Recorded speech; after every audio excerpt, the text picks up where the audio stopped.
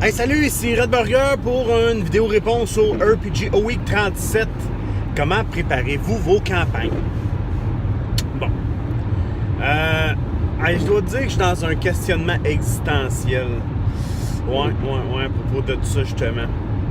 Vois-tu, par le passé, je travaillais mes campagnes, je planifiais pas tout parce que je voulais qu'il y ait quand même une bonne latitude aux joueurs dans le milieu pour se lancer d'un côté ou de l'autre. J'ai jamais eu vraiment de problème parce que ma gang de joueurs, moi, sont assez disciplinés. Ils s'en vont assez, tu sais, ce qu'ils veulent. Je vois qu'ils veulent mener à bien l'aventure et tout ça, tu sais. Fait qu'il y a comme pas de... Il y avait jamais de questionnement, jamais d'enjeu de dire, ils vont-tu scraper la mission ou pas? C'était toujours quand même, tu sais, ils me lisaient bien, ils savaient ils étaient capables de déceler qu'est-ce qui était important de ce qui l'était moins. Les leads les plus importants, même la plupart, ça devenait un peu ça devenait un peu drôle parce qu'ils étaient capables de toujours éviter mes espèces de... comme où aller perdre du temps, des trucs comme ça. Eux autres étaient capables de l'éviter. Fait que donc... je préparais une aventure, je regardais mon aventure, mon scénario. Je voulais que ça soit clair, avoir assez d'infos, avoir l'air préparé. J'ai toujours une liste de noms d'NPC. J'ai tout le temps 2-3 NPC sous la main. Je les appelle mes jokers que je peux glisser d'un bord ou de l'autre. Si, mettons, il y a un vide ou s'il y a une espèce de calme, je vais glisser cette wildcard-là pour être capable de peut-être booster l'action et tout ça. C'était ça ma stratégie. Je passais quand même pas mal d'heures. Je m'assurais de bien connaître le background. Si tu regardes des autres vidéos, tu vas voir que je suis assez rigide sur le background. Fait que je m'assurais de bien connaître le background, de savoir où je m'en allais et tout ça. Aller lire en périphérie aussi, si mettons mes joueurs sont en Australie, je vais m'arranger pour lire sur l'Australie, comment je décris. Tu sais, mettons comme... oui, c'est ça. Si, mettons, tu t'en vas en Australie, dans l'ouest australien, nord-ouest plutôt, quand tu arrives à Port Adelaide ou tout ça, quand on a joué les masses de Nyarlathotep qui sont arrivés là, moi j'ai fait mes recherches sur l'Australie, sur Port Adelaide, comment je vais le décrire? Et là, c'est là que j'ai vu qu'il y avait une espèce de phénomène naturel là-bas qui s'appelle l'escalier de la Lune et tout ça. C'est super intéressant à lire, tu sais, ça te donne quelque chose à décrire. Ça n'a rien à voir avec le scénario, mais tu peux... ça rajoute à ta narration. Puis le joueur en bout de ligne, c'est pas lui. Ça va pas avoir un impact dans le scénario. Mais, tu sais, des fois, c'est là que tu te dis oui, rentrer en contact avec d'autres rôlistes, ça change la perspective. Pas le choix, hein? On prend une couleur et tout ça. Et là, moi, je suis... ça fait quelques mois que je maîtrise des jeux propulsés par l'apocalypse. Et je vais t'avouer que le pas de préparation, la préparation, là, c'est apprendre le jeu. C'est relire les règles, c'est apprendre les moves, c'est apprendre le jeu, c'est de faire... mettre en place les NPC que les joueurs t'ont donné. C'est mettre en place peut-être un cadre très souple. Puis un coup que ça c'est fait, tu y vas au gré des impulsions des joueurs. Où est-ce qu'ils vont? T'improvises avec ça. Et ça, c'est... Tu sais, je sais que tu peux le faire dans tous les jeux. On dirait que le fait d'arriver dans un PBTA, c'est ce que ça m'a donné. C'est ça que ça m'a amené comme vision des choses. Et là, on tourne à du traditionnel. Et pour vrai, je vais t'avouer, je trouve ça dur.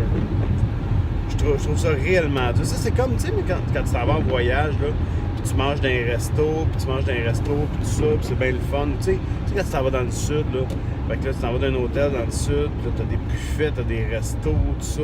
Et là, c'est quand tu reviens à la maison, bam! Là, faut que tu cuisines. C'est un peu le feeling que j'ai. Faut que je cuisine. Puis mais là, je me dis, bon, je fais-tu mon épicerie? Je fais-tu une grosse épicerie en prévoyant tout ce que je vais manger pour ma semaine? Ou je fais une plus petite épicerie en laissant peut-être l'inspiration du moment? Tu sais, jeudi, je vais avoir envie de faire le pâté chinois que j'ai prévu. Je vais avoir envie de manger ça. Ou je vais peut-être avoir envie de manger du poulet, puis je vais aller chercher du poulet. Fait que tu sais, c'est un peu ça que je suis en train de me demander. Je suis en train de me demander, est-ce que je planifie aussi serré que je le faisais avant? La réponse est non. Mais, bon, je vais t'expliquer. Je suis en train de préparer une partie de Genesis. En fait, non, je suis pas en train de préparer une partie. Je suis en train d'apprendre le livre, le background. J'ai fini le premier livre, je suis rentré dans le deuxième. My God, que du stock! Hey, c'est fou, c'est des livres de 350, des gros livres de 350 pages. Puis je vais vous dire une chose, mes amis français, là, vos livres, là, des fois, c'est du stock à lire. Hey, puis, tu sais, des fois, tu ouvres les livres comme, mettons, en Capharnaüm. Tu sais, Capharnaüm avec trois colonnes de paragraphes. Tabarouette! Ah, c'est énorme. C'est des bouchées qui sont réellement dures, je trouve, à prendre. Fait que moi, j'ouvre un livre comme ça, je suis déjà découragé. Puis j'ai même pas commencé à le lire, tu sais. Ça, je trouve ça tough. Et à revenir à ça. Là, vois-tu, ultimement, dimanche, on joue à Cyberpunk. Puis Cyberpunk, je suis content. Je connais extrêmement bien le système. J'ai pas de misère avec le système. Ça va bien. Donc, voilà. Fait que donc, oui, comment je vais me préparer? Écoute, là, il y a d'autres choses aussi, par exemple. Quand je vais me préparer, je vais préparer les chansons. Je vais préparer la musique. Je vais préparer...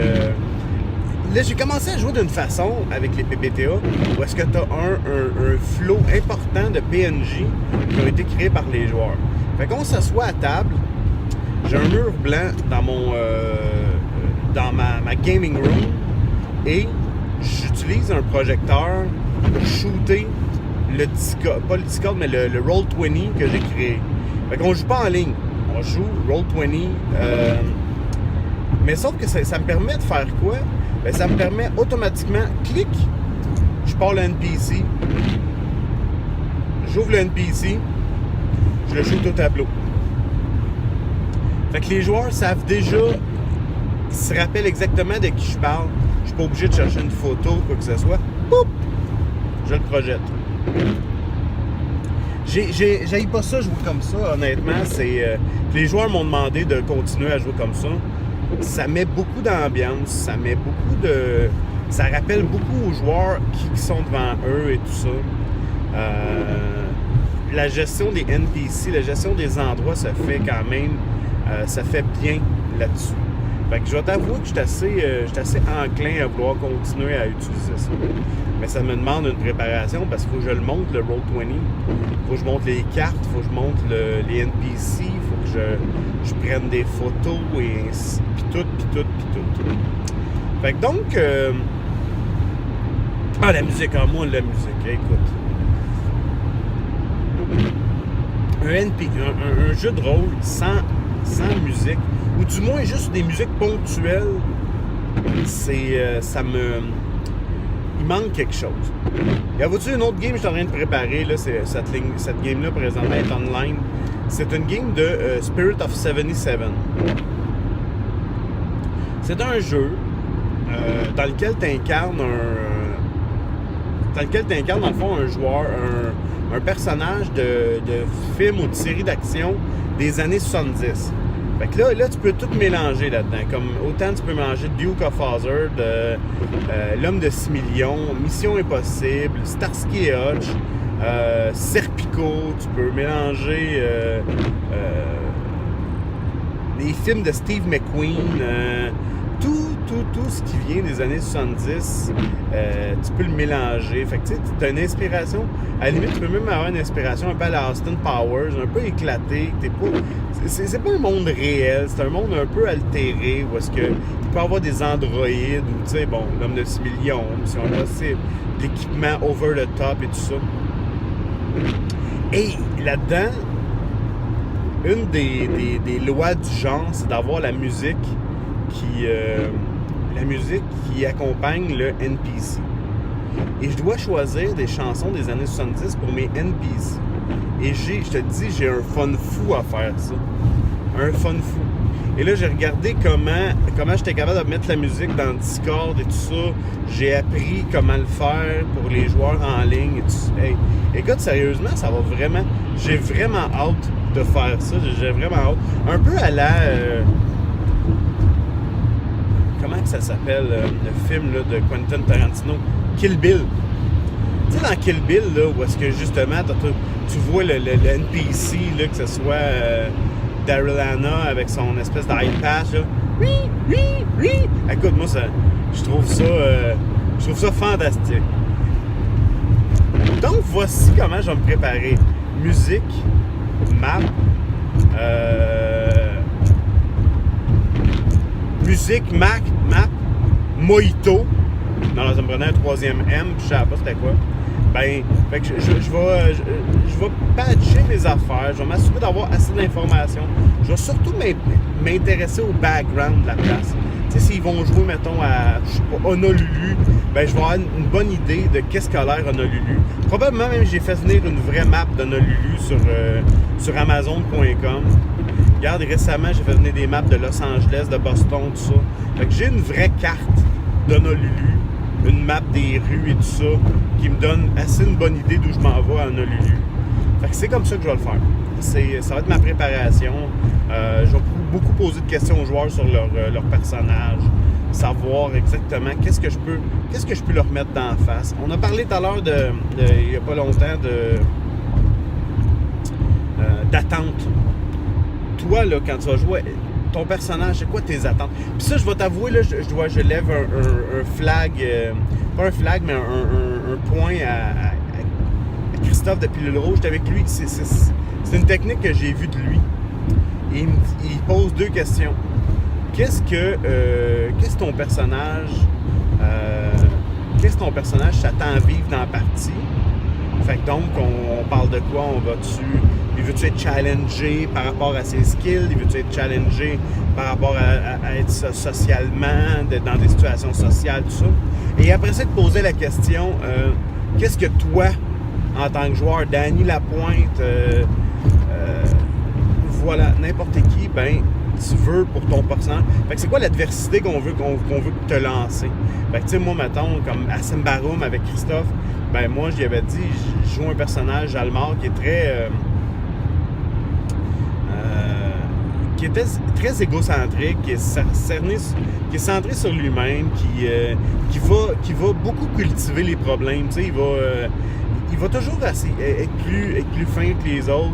Il va toujours lancer des répliques acerbes. Dès qu'il y a une chance de blaster quelqu'un qui aime pas, il va le faire. Il va essayer de détourner les gens un contre les autres. Puis en bout de ligne, il y a les moyens de ses ambitions parce que c'est un... Je le dis pas comme ça, mais il est monté comme un assassin. Donc, il est capable de faire... C'est ça, il a les moyens de ses ambitions. Donc, c'est sûr que je m'attends à ce que les problèmes me rejaillissent dessus. Je veux ça. Je veux être capable de me dépêtrer avec les conséquences de mes actes. Et ça, c'est un bon point de départ pour s'inspirer de sur quoi ta campagne va avoir... ta campagne, elle s'en va où en termes de direction par rapport à l'implication des PJ. Je pense que c'est la première fois de ma vie que je dis un PJ. D'habitude, je dis un PC ou un joueur. Ouais. PJ. C'est trop jaser avec des Français, des joueurs francophones qui sont en train de déteindre sur moi. Voilà. Et Ben, c'est tout, c'est tout ce que j'avais à dire. J'espère que c'est intéressant. J'espère que tu as pris... si tu as des trucs à prendre, tant mieux. Si tu as des réflexions, des commentaires, des insultes, des griefs, des prières, des louanges, des dons, tu te gênes pas. Tu mets tout ça en bas. Ça va me faire plaisir. Donc voilà, c'était Red Burger pour le RPGO Week 37. Et jusqu'à la prochaine fois, je te souhaite d'avoir des cheveux soyeux.